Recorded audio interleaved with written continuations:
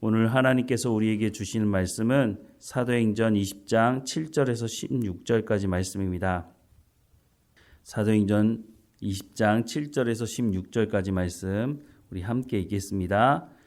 그 주간의 첫날에 우리가 떡을 떼려 하여 모였더니 바울이 이튿날 떠나고자 하여 그들에게 강론할세 말을 밤중까지 계속하며 우리가 모인 윗다락에 등불을 많이 켰는데 유두고라 하는 청년이 창에 걸터 앉아 있다가 깊이 졸더니 바울이 강론하기를 더 오래 하며 졸음을 이기지 못하여 3층에서 떨어지거늘 일으켜보니 죽었는지라. 바울이 내려가서 그 위에 엎드려 그 몸을 안고 말하되 떠들지 말라 생명이 그에게 있다 하고 올라가 떡을 떼어 먹고 오랫동안 곧 날이 새기까지 이야기하고 떠나니라. 사람들이 살아난 청년을 데리고 가서 적지 않게 위로를 받았더라. 우리는 앞서 배를 타고 아소에서 바울을 태우려고 그리로 가니 이는 바울이 걸어서 가고자 하여 그렇게 정하여 준 것이라. 바울이 아소에서 우리를 만나니 우리가 배에 태우고 미둘레네로 가서 거기서 떠나 이튿날 기호 앞에 오고 그 이튿날 사모에 이르고 또 그 다음날 밀레도에 이르니라. 바울이 아시아에서 지체하지 않기 위하여 에베소를 지나 배 타고 가기로 작정하였으니 이는 될 수 있는 대로 오순절 안에 예루살렘에 이르려고 급히 가미러라. 아멘. 사도 바울이 전도 여행의 일정을 보면 쉬는 날이 따로 있지 않았던 것으로 보여집니다. 쉬는 날이 없는 정도가 아니라 말씀을 전하는 곳마다 유대주의자들이 나타나서 바울이 복음을 전하는 것을 방해하고 박해했죠. 사도행전 18장 12절부터 13절 말씀에 보면 갈리오가 아가야 총독되었을 때에 유대인이 일제히 일어나 바울을 대적하여 법정으로 데려가서 말하되 이 사람이 율법을 어기면서 하나님을 경외하라고 사람들을 권한다 하거늘 이라고 말씀하고 있습니다. 이 말을 들었던 갈리오 총독은 이거 보니까 종교적인 문제 가지고 자기에게 문제를 해결하라고 하는 것을 듣고 이 문제는 너희끼리 해결하라 라고 말을 하죠. 하나님의 말씀을 전하는 곳마다 하나님의 말씀을 알고 있는 그 사람들이 먼저 거부했다고 하는 것을 말씀해 주고 있습니다. 그렇다면 유대주의자들이 정말 하나님의 말씀을 알고 있었느냐? 그렇게 보이지 않았다고 하는 것이죠. 바울은 이런 일만 겪은 것이 아니었습니다. 고린도 후서 11장 23절부터 27절 말씀해 보면 그들이 그리스도의 일꾼이냐 정신없는 말을 하거니와 나는 더욱 그러하도다.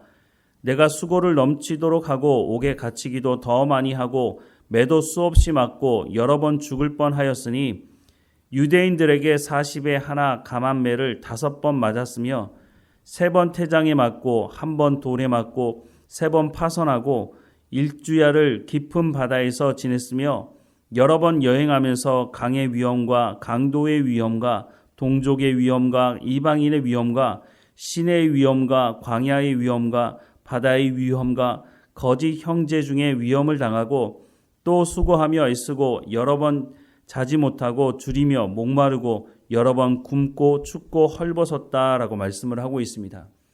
사도 바울이 이런 박해와 고난을 왜 당했다고 말하고 있습니까? 교회를 위해서 내가 이 모든 것을 감수했다라고 말씀을 하고 있는 거죠. 이런 사도 바울은 순교를 당할 그때까지 하나님의 말씀을 전하는 일에 있어서 한순간도 뒤로 물러서지 않았던 것을 우리는 알 수 있습니다. 이렇게 복음을 전하는 것도 시간이 부족했는데 고린도에서 복음을 전할 때는 일까지 하면서 복음을 전해야 했습니다. 그런데 이 고린도 교회가 세워진 이후에도 고린도 교회 성도들이 바울을 그렇게 반기지 않았고 또 바울을 후원하지도 않았던 것으로 보여집니다. 고린도전서 9장 9절부터 15절 말씀해 보면 모세의 율법에 곡식을 밟아 떠는 소에게 망을 씌우지 말라 기록하였으니 하나님께서 어찌 소득을 위하여 염려하심이냐 오로지 우리를 위하여 말씀하심이 아니냐 과연 우리를 위하여 기록된 것이니 밭가는 자는 소망을 가지고 갈며 곡식 떠는 자는 함께 얻을 소망을 가지고 떠는 것이라. 우리가 너희에게 신령한 것을 뿌렸은즉 너희의 육적인 것을 거두기로 과하다 하겠느냐. 다른 이들도 너희에게 이런 권리를 가졌거든 하물며 우리일까 보냐. 그러나 우리가 이 권리를 쓰지 아니하고 범사에 참는 것은 그리스도의 복음에 아무 장애가 없게 하려 함이로다. 성전의 일을 하는 이들은 성전에서 나는 것을 먹으며 제단에서 섬기는 이들은 제단과 함께 나누는 것을 너희가 알지 못하느냐. 이와 같이 주께서도 복음 전하는 자들이 복음으로 말미암아 살리라 명하셨느니라. 그러나 내가 이것을 하나도 쓰지 아니하였고 또 이 말을 쓰는 것은 내게 이같이 하여 달라는 것이 아니라 내가 차라리 죽을지언정 누구든지 내 자랑하는 것을 헛된 대로 돌리지 못하게 하리라 라고 말씀을 하고 있습니다. 고린도 교회는 다른 교회보다 참 많은 혜택을 받았던 교회입니다. 바울이 말을 잘 하지 못하니까 아볼로와 같은 말 잘하는 사람을 쫓아가는 사람들도 있었고 베드로가 와서 말씀을 전하기도 했었습니다. 그런데 이런 혜택을 받은 이 교회가 서로 분열했죠. 왜냐하면 나는 바울파고 너는 아볼로파고 너는 그리스도파고 너는 베드로파 이렇게 나누어서 서로 다투고 싸웠죠.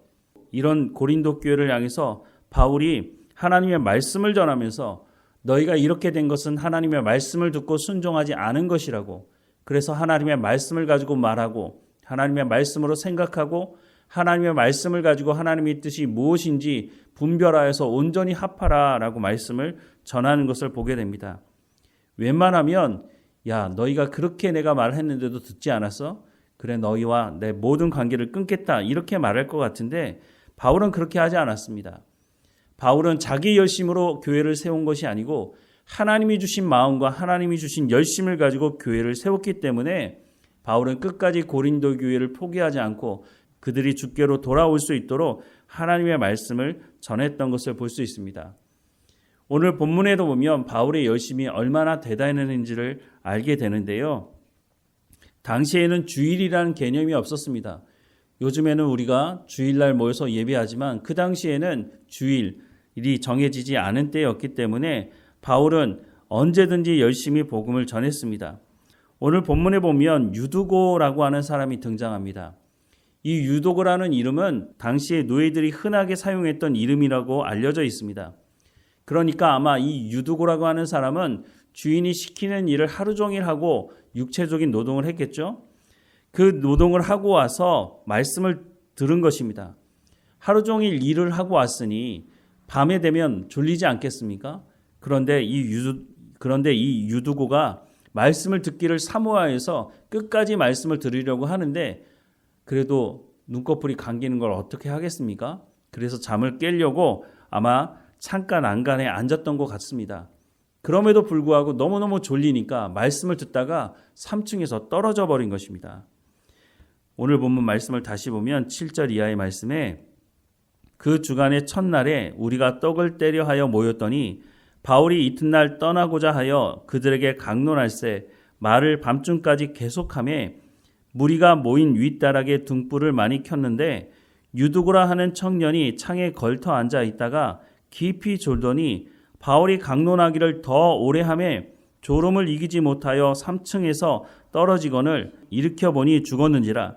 바울이 내려가서 그 위에 엎드려 그 몸을 안고 말하되 떠들지 말라 생명이 그에게 있다 하고 올라가 떡을 떼어 먹고 오랫동안 곧 날이 새기까지 이야기하고 떠나니라. 사람들이 살아난 청년을 데리고 가서 적지 않게 위로를 받았다라고 말씀을 하고 있습니다.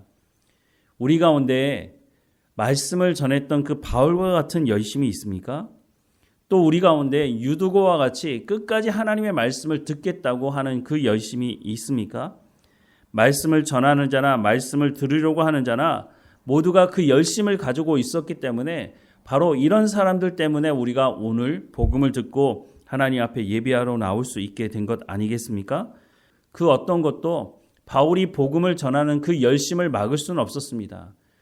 유대주의자들이 박해하고 돌로 쳐 죽이려고 하고 여러 가지 핍박을 했지만 그것을 통해서 바울이 복음을 전하지 못하도록 하지 못했다고 하는 것입니다. 또한 유두고도 마찬가지입니다. 말씀 듣기를 얼마나 사모했으면 아무리 졸려도 졸음을 이겨내려고 하고 그 말씀을 들으려고 했던 그 열심이 복음이 전 세계로 퍼지는데 영향을 주지 않았겠습니까? 사도행전은 2000년 전에 기록된 말씀입니다. 그런데 2000년 전에 기록된 이 사도행전의 말씀이 오늘 우리가 어떻게 살아가야 하는지에 대해서 말씀해 주고 있다고 생각합니다. 말씀을 전하는 자는 어떻게 말씀을 전해야 하는지, 말씀을 들으려고 하는 사람들은 어떤 자세와 태도로 말씀을 들어야 하는지 오늘 본문이 너무나 잘 말씀해 주고 있습니다.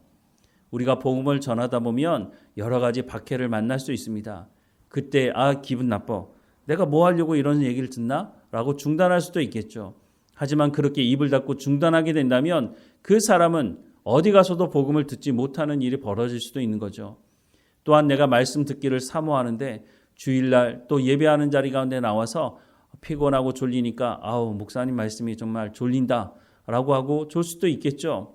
얼마나 편안하면 와서 졸겠습니까마는 하나님 내 가운데 말씀하시옵소서, 내가 그 말씀 듣고 순종하며 내 삶에 성령의 열매를 맺기 원합니다. 그런 마음으로 하나님께 나아간다면 졸음을 이길 수 있지 않을까 하는 생각을 해보게 됩니다. 어찌 되었든지 간에 말씀을 전하는 자나 말씀을 듣는 자가 하나님의 열심을 가지고 나아간다면 우리의 삶이 오늘보다 내일이, 내일보다 1년 뒤, 10년 뒤가 성령의 열매로 풍성하게 맺어지는 것을 경험할 수 있게 될 것이라고 하는 것입니다. 다시 한번 깨어 있으면서 하나님께 기도하십시다. 말씀을 전할 때 우리가 담대함으로 하나님 말씀을 전하게 해달라고, 또한 말씀을 듣는 자리 가운데 나왔을 때는 하나님 내 마음의 문을 여셔서 내 가운데 말씀하시는 그 말씀을 들을 수 있도록 하나님의 열심을 내 가운데 부어달라고 기도하며 하나님 앞에 나아가는 우리의 삶이 되기를 주님의 이름으로 축원합니다.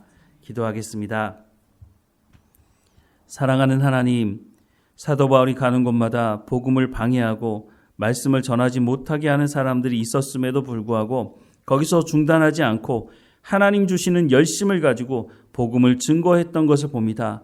또한 말씀 듣기를 사모하며 모였던 사람들, 하나님 그 사람들의 그 열심도 우리 가운데 허락해 주셔서 하나님의 말씀을 전하며 말씀을 듣는 삶을 하나님 열심을 가지고 살아갈 수 있도록 은혜를 허락해 주옵소서.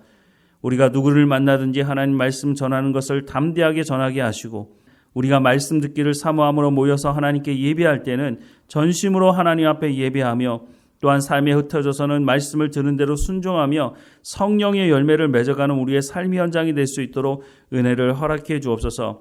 우리를 통해서 놀라운 일들이 일어나게 하시고 그 모든 것들은 하나님께 영광을 돌리는 우리의 삶이 될 수 있도록 인도해 주옵소서. 오늘도 어느 곳에 있든지 주님과 동행하게 하시고 하나님 말씀에 끼어 있어서 감사하며 살아가는 우리의 삶이 될 수 있도록 인도해 주옵소서. 우리의 연약함을 하나님 앞에 고백합니다. 불쌍히 여겨 주옵소서. 성령의 충만함으로 날마다 담대하게 하시며 주님 주시는 평안함 누리며 살아가는 우리의 삶이 될 수 있도록 인도해 주옵소서. 우리의 자녀들 어느 곳에 있든지 하나님 지켜주시고 우리 가운데 베풀어 주시는 그 놀라운 은혜가 우리의 자녀들에게도 하나님 차고 넘치게 하셔서 그들이 하나님의 말씀을 듣고 하나님과 동행하는 삶을 살아갈 수 있도록 하나님 인도해 주옵소서. 우리를 구원하신 그 놀라운 은혜가 우리의 자녀들에게도 이어지게 하시고 대를 이어가며 신앙생활 할 수 있는 가정이 될 수 있도록 하나님 인도해 주옵소서. 늘 우리와 함께 하시는 하나님께 감사하고 예수님의 이름으로 기도드립니다. 아멘.